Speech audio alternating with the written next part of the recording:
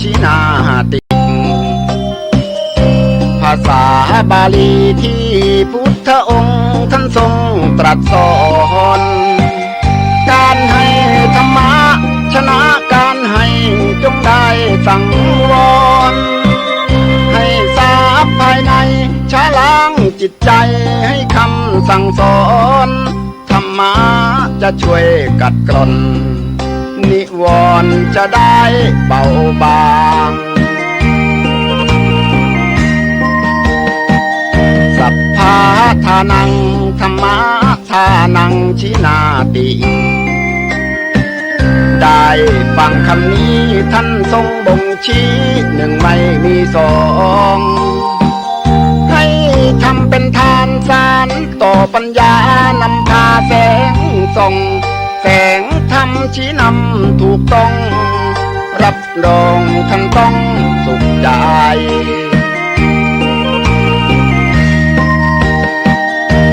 โลภโกรธหลง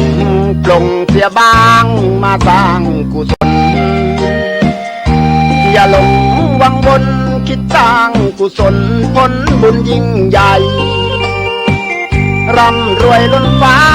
จำไว้เถิดว่าไม่ช้าต้องตายศีลธรรมชี้นำสุขใจยามตายจะได้หลับตา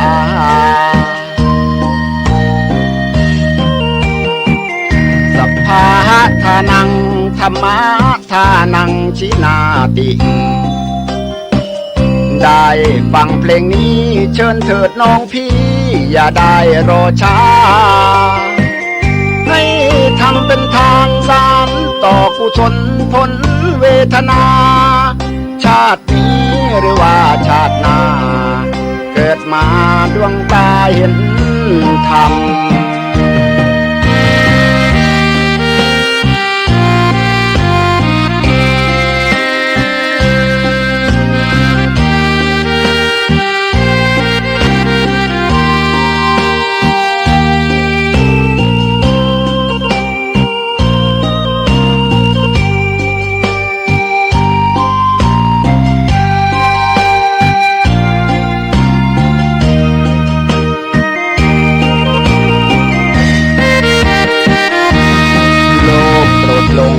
ปลงเสียบ้างมาสร้างกุศลอย่าหลงวังวนคิดสร้างกุศลผลบุญยิ่งใหญ่ร่ำรวยล้นฟ้าจำไว้เถิดว่าไม่ช้าต้องตายศีลธรรมชี้นำสุขใจยามตายจะได้หลับตา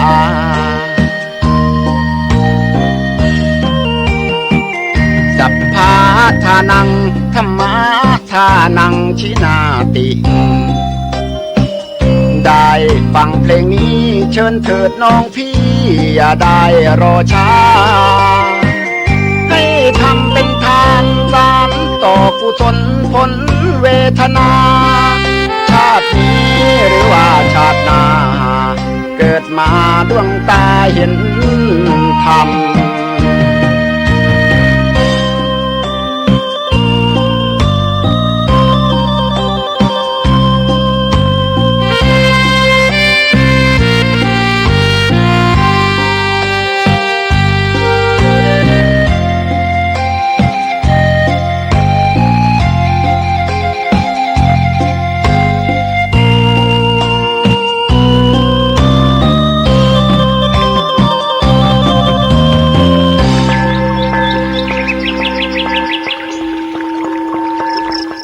ขอ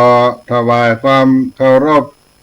พระมหาเถรานุเถระครูบาสังฆเจ้าทั้งหลายจุตนจุองค์เจริญสุขเจริญธรรมจุ่งบังเกิดมีแก่ท่าน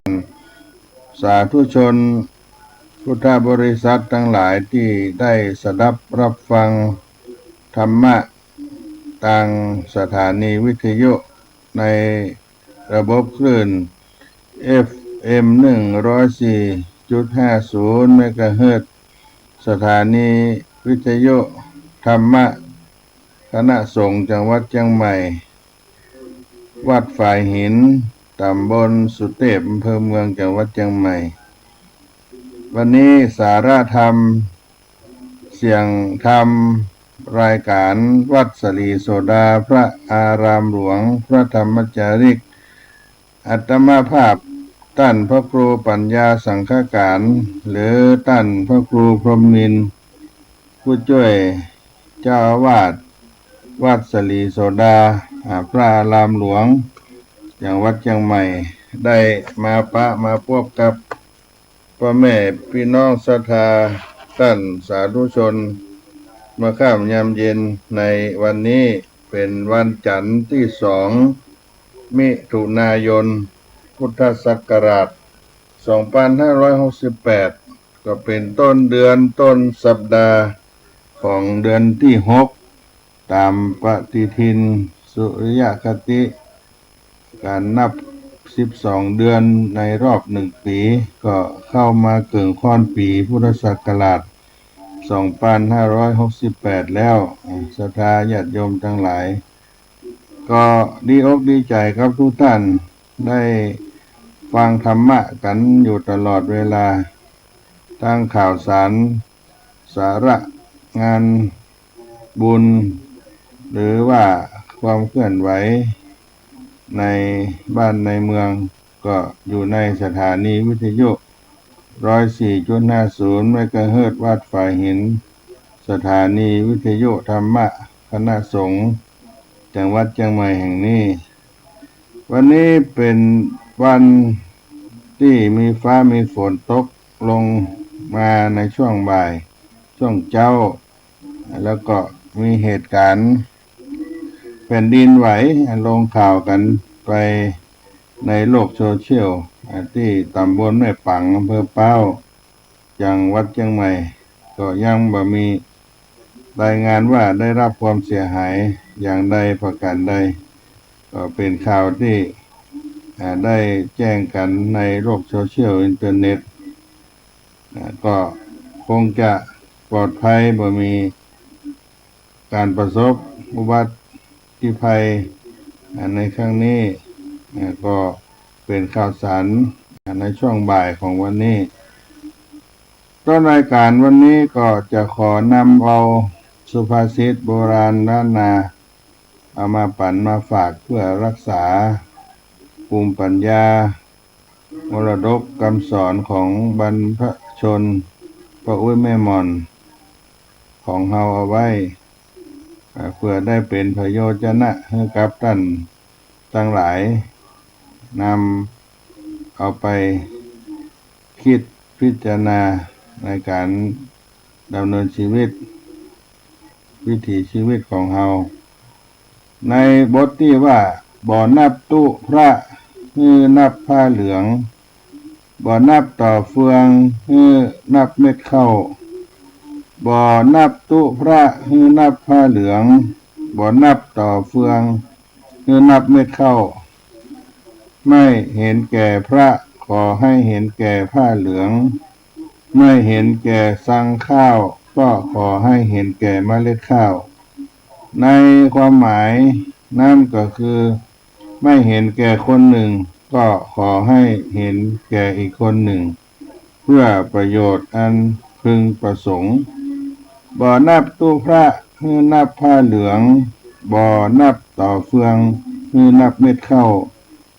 หันแก่ศาสนาพระเจ้าผ้าเหลืองคือเงาศาสตร์พระหันแก่ธัญญาเม็ดข้าวพุนจะสาระพอด้านตังกุลเลือกเข้าเอาเม็ดเลือกตุตนหนุนเจ้านาเจ้าบุญเลือกตุเลือกเข้าบ่อนับตู้พระนับผ้าเหลืองบ่อนับต่อเฟืองนับเม็ดข้าวหันแก่ศาสนาพระเจ้าผ้าเหลืองคือเงาศาสตร์พระหันแก่ธัญญาเม็ดข้าวพุนจะสาระพอด้านตังกุลเลือกเข้าเอาเม็ดเลือกตุตนหนุนเจ้านาเจ้าบุญเลือกตุเลือกเข้าบ่นับตู้พระนับผ้าเหลืองบ่นับต่อเฟืองนับเม็ดข้าว หันแก่ศาสนาพระเจ้าผ้าเหลืองคือเงาศาสตร์พระ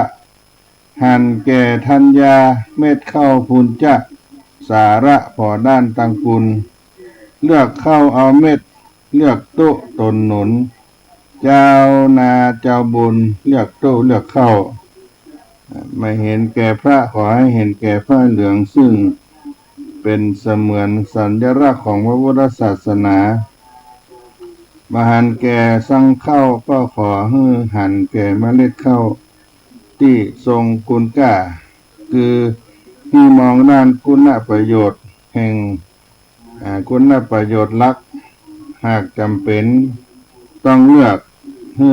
เอาเมล็ดข้าวที่มีประโยชน์มากกว่าสังข้าวหรือเลือกเคารพนับถือพระผู้ปฏิบัติชอบปฏิบัติดีคำชูพระพุทธศาสนามิให้เสื่อมถอยดังนั้นก็ขอเจริญสุขเจริญธรรม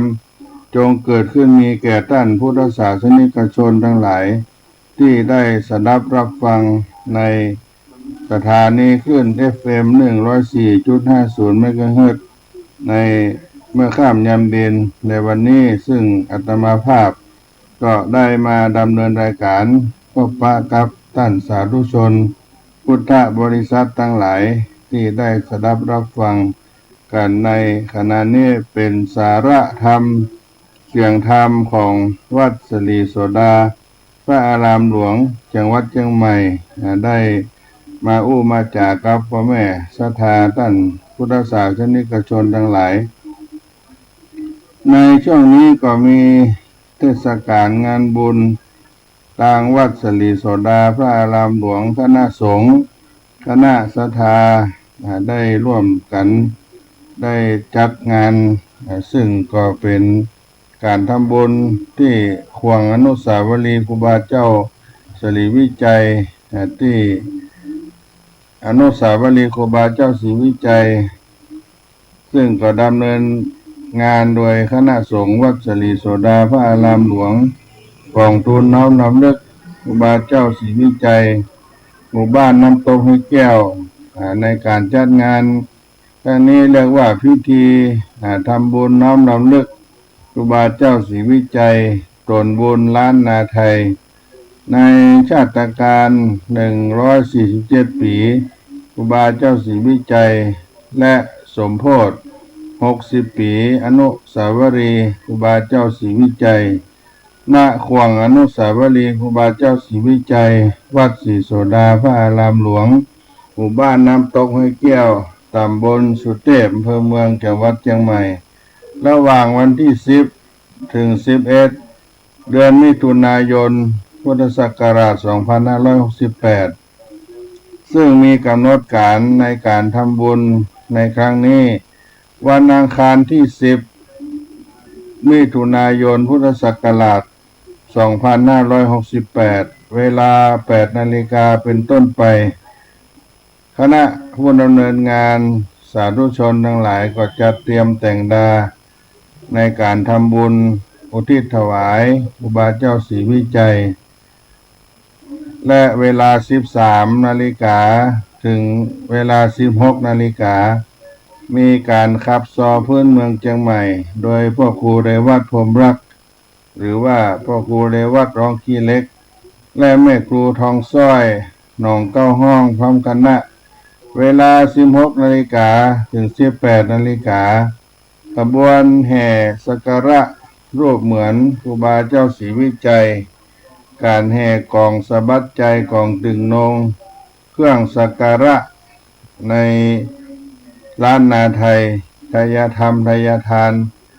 พร้อมด้วยการแสดงการฟ้อนล้านนาไทยในศิลปะต่างๆอาทิ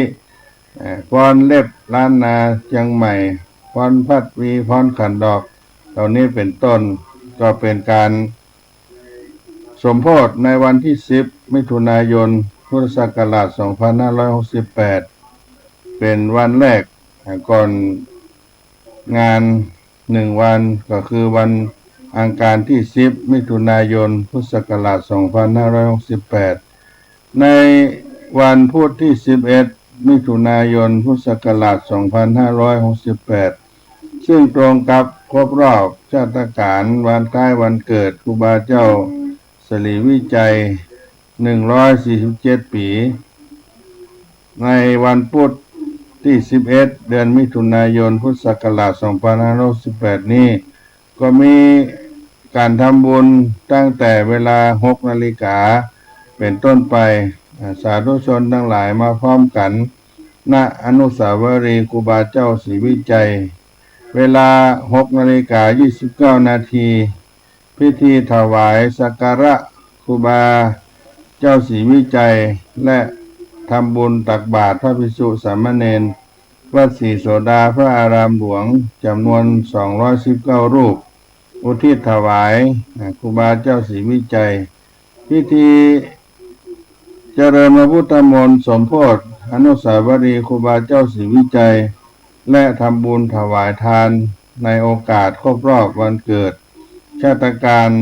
147 ปีครูบาเจ้าศรีวิจัยตนบุญล้านนาไทยเวลา 7 นาฬิกา 29 นาทีเวลา 9 นาฬิกาเป็นต้นไปเป็นกิจกรรมบริการประชาชนในโครงการสักการะครูบารักษาห้วยแก้วโดยสำนักงานคุมประพฤติจังหวัดเชียงใหม่เป็นผู้ดำเนินรายการนำผู้คุมประพฤติและอาสาสมัครจำนวน 60 ท่านเข้ามาร่วมกิจกรรมที่บริเวณอนุสาวรีย์ครูบาเจ้าศรีวิจัยทางขึ้นดอยสุเทพและน้ำตกห้วยแก้วดังนั้นขอเชิญชวนพุทธศาสนิกชนทุกท่านร่วมทำบุญถวายปัจจัยทายทานโรงทานอาหารน้ำดื่มระหว่างวันที่ 10 ถึง 11 มิถุนายน พุทธศักราช 2568 ถวายสักการะบูชาคุณครูบาเจ้าศรีวิจัยตนบุญล้านนาไทยตามเจตนาศรัทธาของพุทธศาสนิกชนทั้งหลายติดต่อประสานงาน 061 178 5839 และ 081 961 2269 ซึ่งก็เป็นกำหนดการพิธีทำบุญน้อมรำลึกครูบาเจ้าศรีวิจัยตนบุญล้านนาไทยชาตการ 147 ปีครูบาเจ้าศรีวิจัยสมโภชอนุสาวรีย์ครูบาเจ้าศรีวิจัยณขวางอนุสาวรีย์ครูบาเจ้าศรีวิจัยวัดศรีโสดาพระอารามหลวงหมู่บ้านน้ำตกห้วยแก้วตำบลสุเทพอำเภอเมืองจังหวัดเชียงใหม่ในระหว่างวันที่ 10 ถึง 11 เดือนมิถุนายน พุทธศักราช 2568 ซึ่งดำเนินการโดยวัดศรีโสดาพระอารามหลวงกองทุนน้อมรำลึกครูบาเจ้าศรีวิจัยหมู่บ้านน้ำตกห้วยแก้วก็ขอประชาสัมพันธ์เชิญชวนท่านสาธุชนพุทธศาสนิกชนทั้งหลายได้สดับรับฟังในรายการเสียงธรรมวัดศรีโสดาพระอารามหลวงจังหวัดเชียงใหม่โดยอาตมาภาพท่านพระครูปัญญาสังฆการหรือท่านพระครูพรหมินทร์เป็นผู้ดำเนินรายการได้พบกับพี่น้องท่านพุทธศาสนิกชนในเมื่อค่ำยามเย็นในวันนี้ก็ขอบุญกุศลทั้งหลายที่ได้ประชาสัมพันธ์บอกกล่าวให้กับทุกท่านได้เป็นสะพานบุญบอกบุญให้ได้ร่วมกิจกรรมในการสร้างบุญบารมีร่วมกับครูบาเจ้าศรีวิจัยในวันสำคัญครบรอบวันคล้ายวันเกิดในการบำเพ็ญทานกุศลพิธีถวายเพราะฉะนั้นในมงคลมังกรชีวิตของคนเฮาก็ต้องได้ฮื้อทานเป็นเบื้องต้นเรียกว่าเป็นการบำเพ็ญทานก็เป็นมงคลหนึ่งในชีวิตของเฮาถ้าได้ประพฤติปฏิบัติต้นไม้ที่ให้ผลและร่มเงานอกจากจะได้ชื่อว่าเป็นไม้มีประโยชน์แล้วย่อมได้รับการดูแลใส่ปุ๋ย พรวนดินยิ่งขึ้นไปอีกฉันใดผู้ที่รู้จักให้ทานนอกจากจะได้ชื่อว่าเป็นคนมีประโยชน์แล้วย่อมได้รับการยกย่องสรรเสริญช่วยเหลือสนับสนุนจากคนทั้งหลายอีกฉันนั้นตานะหรือว่าตาลซึ่งแปลว่าการให้หมายถึงการสละสิ่งของตนเพื่อประโยชน์แก่ผู้อื่นด้วยความตั้งใจการให้ทานเป็นพื้นฐานความดีของมนุษยชาติเป็นสิ่งที่ขาดเสียบ่ได้ในการจันลงสันติสุขพ่อแม่ถ้าบ่ให้ทานคือบ่เลี้ยงตัวเฮาซึ่งเป็นลูกเป็นเต้าตัวเฮาเองมาก็จะเสียชีวิตตายไปตั้งแต่เฮาเกิดมาแล้วสามีภรรยาหาทรัพย์มาได้บ่มีการปันการใจบ้านก็แตกครูอาจารย์ถ้ามาเฮือตานหรือถ่ายทอดวิชาความรู้แก่เฮาก็จะโง่เขลาบ่เฉลียวฉลาดคนเราถ้าโกรธแล้วบ่เฮืออภัยทานกันโลกนี้ก็เป็นเกียรติชีวิตของทุกคนจึงดำรงอยู่ด้วยการเฮือตานเฮาเติบโตขึ้นมาได้กับพ่อตาลเรามีความรู้ในด้านต่างๆก็เพราะตาลโลกนี้จะมีสันติสุขได้ก็เพราะตาลฮือตาลหรือการฮือตาลจึงเป็นสิ่งจำเป็นและมีประโยชน์อย่างใหญ่หลวงต่อมนุษยชาติในประเภทของตาลนั้นก็มีอยู่3ประการ1อามิสทานคือทานด้วยวัตถุสิ่งของต่างๆนานา2ธรรมทานหรือวิทยาทานคือการให้ความรู้เป็นทานถ้าเป็นความรู้ทางโลกเช่นให้ศิลปะวิทยาการต่างๆเรียกว่าวิทยาทานหากเป็นความรู้ทางธรรมสอนให้ละชั่วประพฤติดีทำใจให้ผ่องใสเรียกว่าธรรมทาน3อภัยทานคือการสละอารมณ์โกรธเป็นทานให้อภัยไม่จองเวรสละอารมณ์โกรธเพราะพยาบาทนั้นให้ขาดหายไปออกจากจิตจากใจดังนั้นการให้ธรรมะเป็นทานถือว่าเป็นการให้ทานได้บุญสูงสุดที่มีคุณค่ากว่าการให้ทานทั้งปวงเพราะทำให้ผู้รับมีปัญญารู้เท่าทันโลกเท่าทันกิเลสสามารถนำไปใช้ได้ไม่รู้จักจบสิ้นทั้งชาตินี้และชาติต่อไปส่วนทานชนิดอื่นๆผู้ได้รับแล้วไม่ช้าก็จะหมดสิ้นไปสัพพะทานังธรรมทานังชินาติการให้ธรรมทานชนะการให้ทั้งปวงการให้ธรรมทานให้ธรรมะเป็นทานถือว่าเป็นการให้ทานในบุญสูงสุดมีคุณค่ากว่าการให้ทานทั้งปวงเพราะทำให้ผู้รับมีปัญญาเท่าทันโลกเท่าทันกิเลสสามารถนำไปใช้ได้ไม่รู้จักจบสิ้นทั้งชาตินี้และชาติต่อไปในส่วนทานอื่นๆผู้รับแล้วบัดช้านานก็หมดสิ้นไปเพราะฉะนั้นจุดประสงค์ของการให้ทานนั้นก็มีเพื่อทำคุณให้ทานเพื่อทำคุณให้ทานเพื่ออนุเคราะห์ให้ทานเพื่อบูชาคุณจุดประสงค์ของการให้ทานในข้อที่ให้เพื่อทำคุณก็เป็นการให้เพื่อยึดเหนี่ยวน้ำใจให้เพื่อเป็นผู้ให้เพื่อให้ผู้รับนิยมชมชอบในตัวผู้ให้ไม่ได้มุ่งเพื่อเป็นบุญเช่นคนที่สมัครผู้แทนถึงเวลาเสียงที่เอากฐินผ้าป่าไปทอดถวาย10 วัด20 วัดไปสร้างสะพานสร้างถนนเพื่อให้ชาวบ้านเห็นว่าตนเป็นคนใจบุญจะได้ลงคะแนนเสียงให้ตนหรือบางคนรัก พี่สาวเขาก็เลยเอาขนมของฝากไปให้น้องเขา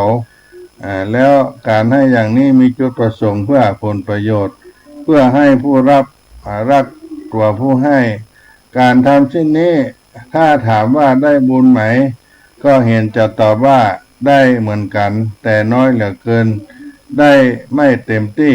การให้ที่จะได้บุญมากนั้นต้องให้เพื่ออนุเคราะห์และสูงขึ้นไปอีกคือเพื่อบูชาคุณ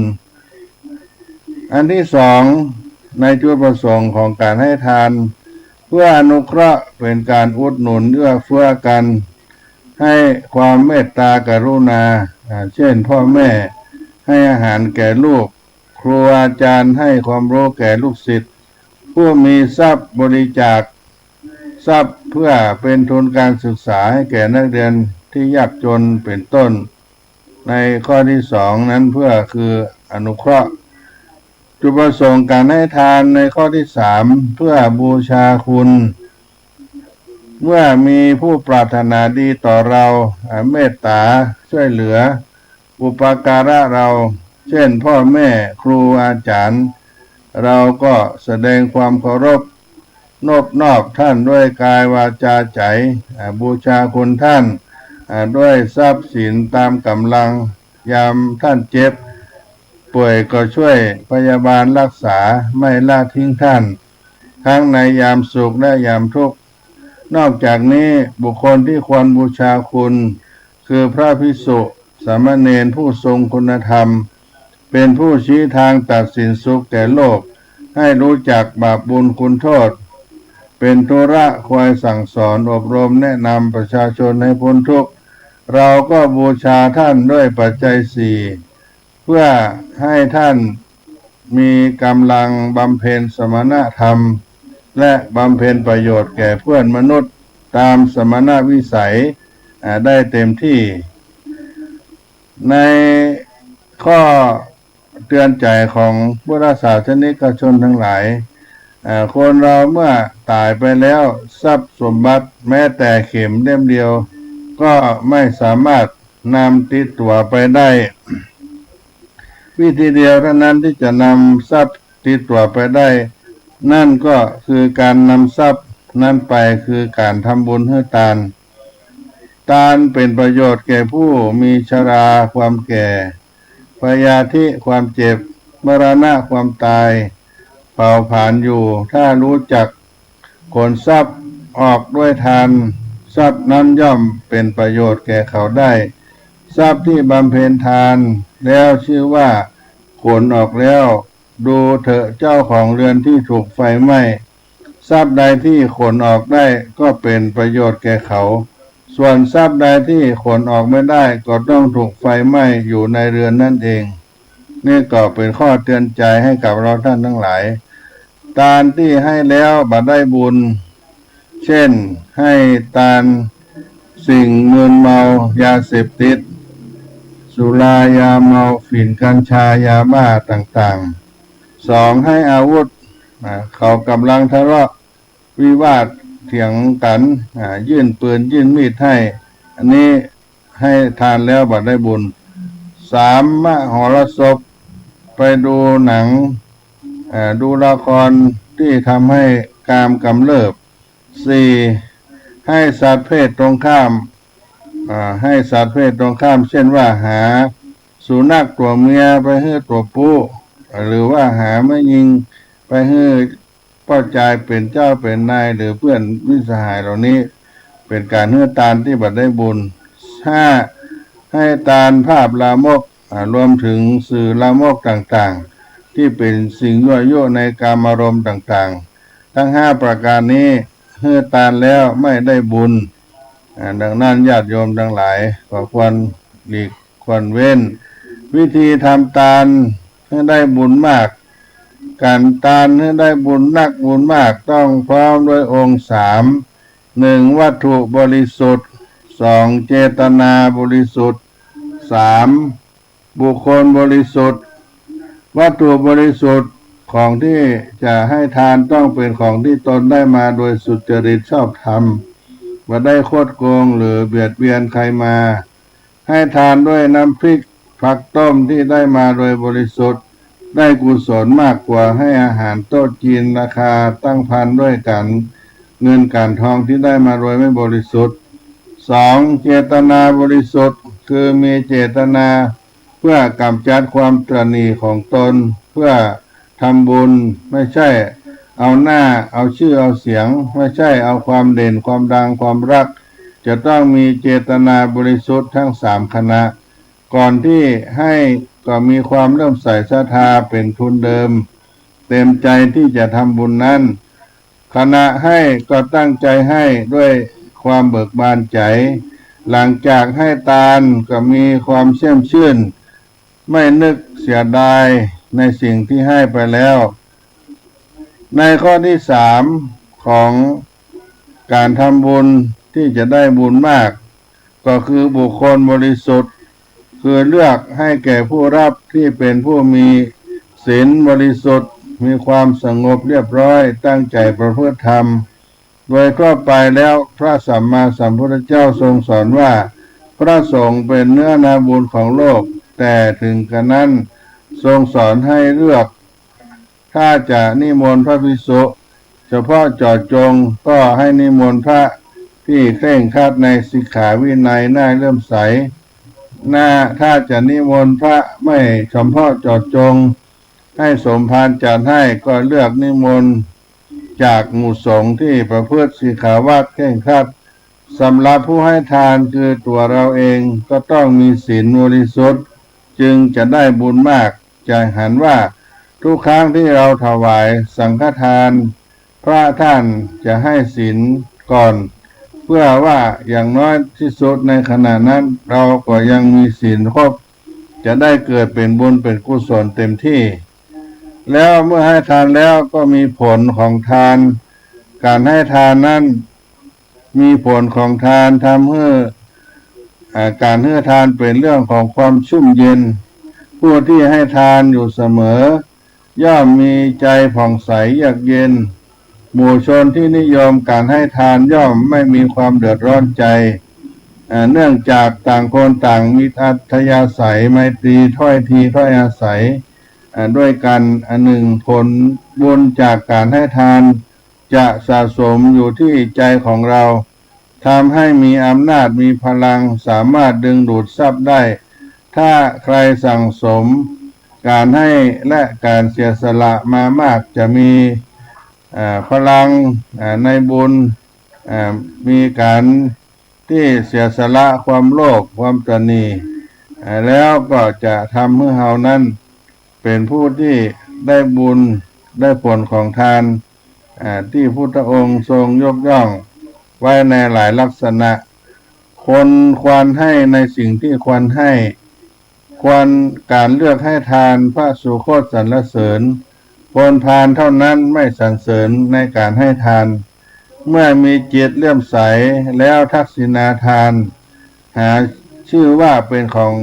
น้อยไปน้อยไม่เมื่อมีจิตเลื่อมใสแล้วทักษิณาทานหาชื่อว่าเป็นของน้อยไม่บุญของผู้ให้ย่อมเจริญก้าวหน้าผู้ให้ย่อมผูกไมตรีไว้ได้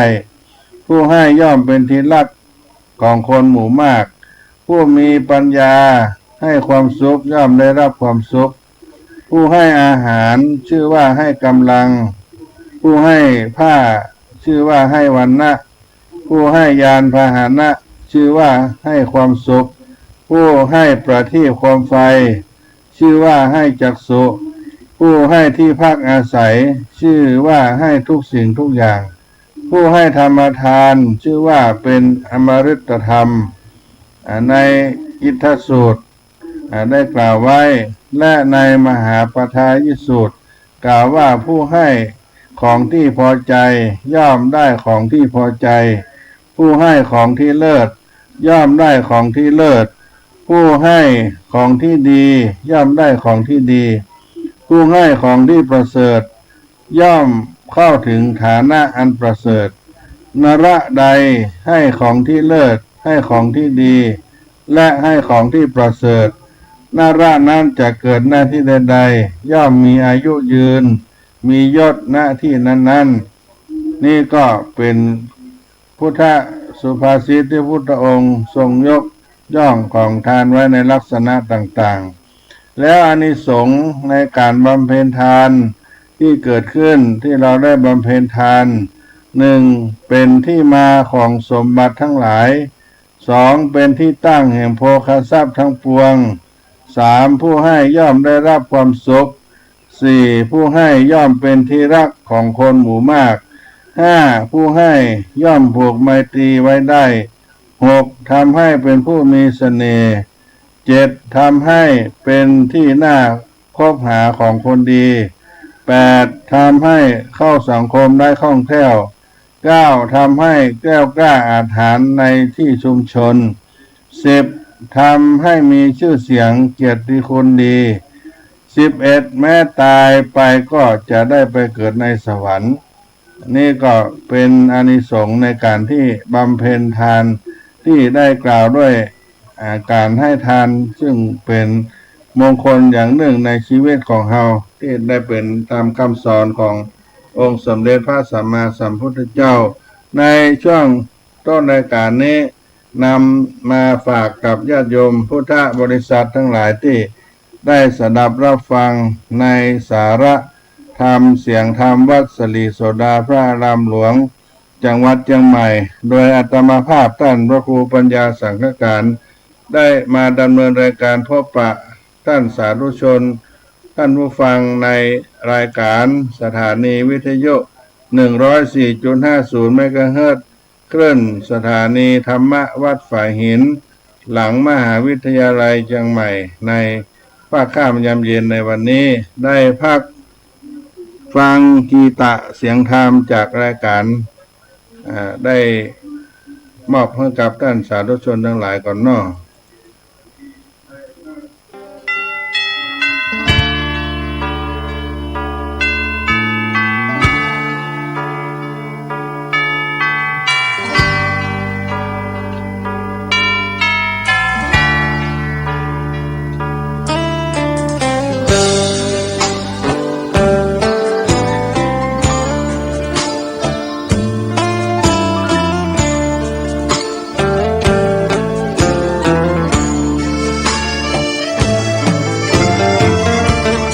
ชวนทุกท่านเข้าวัดเข้าวาฟังธรรมะจากหลวงตาเสริมชีวาให้สุขสดใสยึดมั่นหลักธรรมคำสอนไว้ให้ขึ้นใจความดีรีบทำกันไว้หญิงชายอย่าได้นายนี้เชิญชวนทุกท่านเข้าวัดเข้าวาทำบุญด้วยจิตศรัทธาบุญพาให้เราสุขีจะทำการใดนำใช้ในสิ่งดี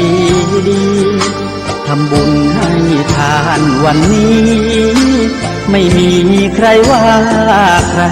ชังสมัยก่อนประทับใจปู่ย่าตายายวันพระไม่เคยเบื่อหน่ายจำได้ไม่ลืมสักครั้งเหตุใดวันนี้มีคนเข้าวัดน้อยจังอยากให้ก่อนอีกครั้งฝากความหวังกับคนรุ่นใหม่เชิญชวนทุกท่านเข้าวัดเข้าวารับศีลรับพรหลวงตาเสริมคุณค่าให้กับจิตใจกระทำความดีเรื่องนี้ไม่ต้องอายใครว่างจากการงานเมื่อใดเชิญชวนท่านไปทำบุญ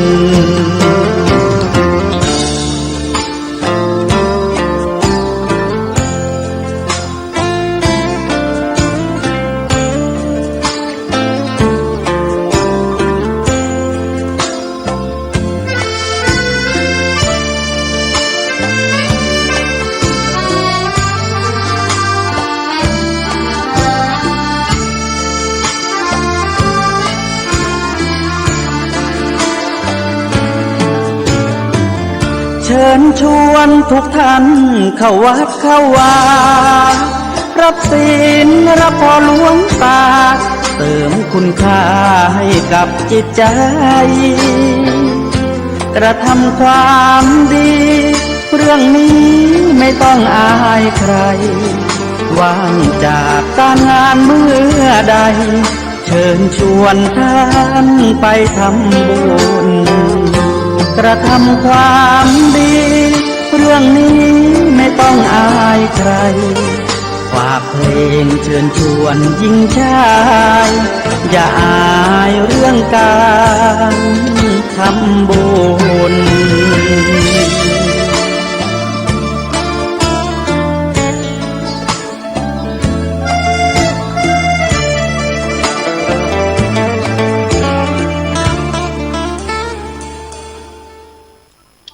ก็มาถึงช่วงที่สองในรายการสาระเสียงธรรมวัดสลีโสดาพระอารามหลวงจังหวัดเชียงใหม่ในตอนค่ำตอนเย็นในวันนี้ได้มาอู้มาจ๋าในงานบุญงานกุศลการบำเพ็ญให้ทานของอนุสาวรีย์ครูบาเจ้าสลีวิจัยซึ่งคณะสงฆ์วัดสลีโสดาพระอารามหลวงจังหวัดเชียงใหม่กองทุนน้อมรำลึกครูบาเจ้าสลีวิจัยหมู่บ้านน้ำตกให้แก้วได้ร่วมบุญจัดพิธีน้อมรำลึกครูบาเจ้าศรีวิจัยตนบุญล้านนาไทยในชาติการ147ปีครูบาเจ้าศรีวิจัยสมโพธิ60ปีอนุสาวรีย์ครูบาเจ้าสลีวิจัยณขวางอนุสาวรีย์ครูบาเจ้าสลีวิจัยวัดสลีโสดาพระอารามหลวงหมู่บ้านน้ำตกห้วยแก้วตำบลสุเทพอำเภอเมืองจังหวัดเชียงใหม่ในวันที่11 มิถุนายน พุทธศักราช 2568 วันที่11ก็เป็นวันครบรอบวันคล้ายวันเกิดครูบาเจ้าสลีวิจัยถ้านับแต่เกิดมาถึงปัจจุบันก็จะครบ147ปีและอนุสาวรีย์ครูบาเจ้าศรีวิจัยก็ครบ60ปีในวัดสลีโสดาพระอารามหลวงนี้ซึ่งอนุสาวรีย์ครูบาเจ้าสลีวิจัยนั้นในบทความของปริศนาโบราณคดีสอศิลป์พีระศรีได้กล่าวไว้อนุสาวรีย์ครูบาเจ้าศรีวิจัยกับอมตะวาจาซึ่งได้เป็นหนังสือมติชนฉบับวันที่19ถึง25ธันวาคม2557คอลัมน์ปริศนาโบราณคดีเผยแพร่ในวันพฤหัสที่15กันยายนพุทธศักราช2559ซึ่งมีความในหนังสือปริศนาโบราณคดีกล่าวไว้ในอนุสาวรีย์ครูบาเจ้าสลีวิจัยหอประติมากรรมต้นแบบหรือในอดีตคือโรงหล่อกองหัตถศิลป์สังกัดกรมศิลปากรซึ่งตั้งอยู่แนบชิดติดกับรั้วคณะมัณฑนศิลป์และคณะจิตรกรรมประติมากรรมภาพพิมพ์ของมหาวิทยาลัยศิลปากรถนนหน้าพระลานได้มีการจัดแสดงหุ่นประติมากรรมแบบร่างรูปเหมือนครูบาเจ้าสลีวิจัยด้วยวัสดุปูนปลาสเตอร์ขนาดสูงเพียงไม่เกิน2 ฟุตในท่ายืนก้าวขาซ้ายไปข้างหน้าแต่จะหันเป็นด้านขวาของเราและยกส้นเท้าขวาสูงเล็กน้อยแขนทั้งสองข้างดูเหมือนจะว่ามีมือช่วงล่างจะหายไปนั่นแต่แท้จริงเป็นการปั้นค้างไว้จงใจไม่ใส่รายละเอียดเนื่องจากในความเป็นจริงต้องมีการถือเครื่องอัฐบริขารต่างๆก็เป็นรูปปูนปลาสเตอร์และก็รูปของศาสตรา จารย์ศิลป์พีระศรีในมติชนฉบับนั้นผลงานชิ้นนี้ก็ออกมาโดยการออกแบบและปั้นโดยศาสตราจารย์ศิลป์พีระศรีศักราชของปีที่ปั้นรูปประติมากรรมแบบชิ้นนี้ไม่มีการระบุแน่ชัดนักเพียงแต่บอกคร่าวๆว่าได้นำไปขยายเป็นอนุสาวรีย์ครูบาเจ้าศรีวิจัยเท่าคนจริงหล่อด้วยโลหะรมดำเมื่อราวพุทธศักราช 2502 ศาสตราจารย์ศิลป์พีระศรีเป็นผู้ขยายแบบปั้นด้วยตนเองและมีอาจารย์เขียนยิ้มสิริปฏิมากรลูกศิษย์เอกเป็นผู้ช่วยอนุสาวรีย์ชิ้นนี้เมื่อยกมาประดิษฐานหน้าเชิงดอยสุเทพวัดศรีโสดาจังหวัดเชียงใหม่ได้รับการจัดตั้งบนฐานสองชั้นภายในกรอบซุ้มตกแต่งลวดลายประดิษฐ์ใหม่ในทำนองล้านนาประยุกต์มีการนำสร้อยประคำ108 เม็ดมาคล้องคอกับไม้เท้า1 ด้ามที่มีลักษณะโคตรเล็กน้อยไม่ตรงที่จากการสัมภาษณ์ลูกศิษย์ลูกหาสายครูบาบอกว่าไม้เท้าอันแรกที่ครูบาใช้ทำจากแก่นไม้มะขามแดงหัวไม้เท้าสวมด้วยเหล็กตะบันหัวหมากรูปเหมือนนี้ยังไม่มีพาดใบตาลกับบาทขนาดใหญ่ซึ่งเป็นอีก2 ลักษณะสำคัญของครูบาศรีวิชัยผิดกับการนำมาใส่แทบทุกแห่งเมื่อมีการปั้นอนุสาวรีย์ครูบาเจ้าศรีวิจัยยุคหลังๆสิ่งที่สงสัยก็คือทำไมศาสตราจารย์ศิลป์พีระศรีจึงปั้นรูปเหมือนครูบาเจ้าศรีวิจัยในเมื่อสถานะของอาจารย์ศิลป์ในช่วงนั้นบรรพชีวิตนั้นเป็นข้าราชการเป็นผู้ก่อตั้งมหาวิทยาลัยศิลปากรเป็นคณบดีจิตรกรรมเป็นอธิการบดีสมัยก่อนใช้ผู้อำนวยการมหาวิทยาลัยศิลปากรและเป็นประติมากรรมเอกระดับชาติผลงานที่ปั้นทุกชิ้นย่อมเป็นงานหลวงไม่ใช่งานราษฎร์หากเป็นงานหลวงคำถามที่ตามมาคือใครเป็นผู้ดำริให้การปั้นรูปเหมือนครูบาศรีวิจัยรัฐบาลกลางหรือเป็นการขออนุเคราะห์จากผู้ว่าราชการจังหวัดเชียงใหม่หากเป็นงานหลวงคำถามที่ตามมาก็คือใครเป็นผู้ดำริให้ปั้นครูบาศรีวิชัยหรือขอความอนุเคราะห์จากผู้ว่าราชการจังหวัดเชียงใหม่ในเมื่อรัฐบาลขณะนั้นยุคตั้งแต่พุทธศักราช 2500 เป็นต้นมาหมดยุคของคณะราษฎรเข้าสู่ยุคของจอมพลสฤษดิ์ธนรัตน์